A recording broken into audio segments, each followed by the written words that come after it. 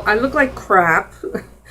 You see the dark circles. I have no makeup on, folks. I look like hell. I've been really sick, and if you know anything about me, you know I suffer from depression, anxiety, and OCD, and I had some really bad days.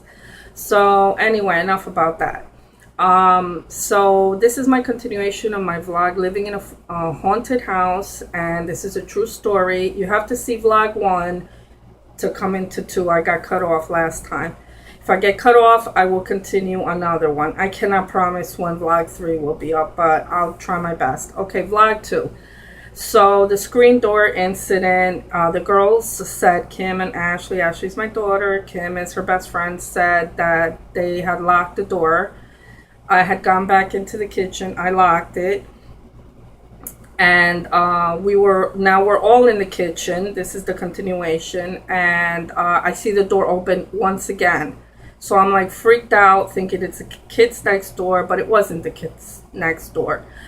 And I decided, I said, someone got to be in this house, you know. So the only place they could go, other than here's the screen door, here's the basement and the kitchen, no one's in the kitchen, so obviously someone must be in the basement. So I opened the door to the cellar, to the basement, which is dark and creepy and old and unfinished, and I yell out, is anybody down there? And holy, I mean, mother of Jesus, what I get is a light bulb downstairs. There were no lights on. They start going on and off by itself, and I freaked out. Now imagine, if you saw my vlog 1, I had moved over burglary issues, so I'm like freaking out. So we all scream like, oh my god, there's some, and no one's answering but the light going on and off. So the next thing I do is, after screaming, with the girls, we were like, ah! So then I said, that's it. Now I'm going to get tough, you know? So I grab a knife, and I say again, from the kitchen, I grab a butcher knife, and I say, is there anybody down there?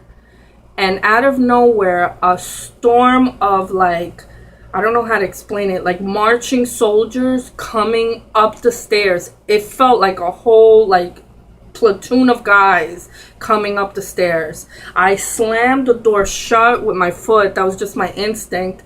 I locked the kitchen door, because it's a screen door, the basement door, and here's the kitchen door. And I locked this door. It had a padlock, and I grabbed the girls and we run into the living room. I call my husband instead of calling 911, right? I call my husband. He's at work. He's like, get the hell out of the house. Call the police. And he's like, you know what? I'll call the police because you're hysterical.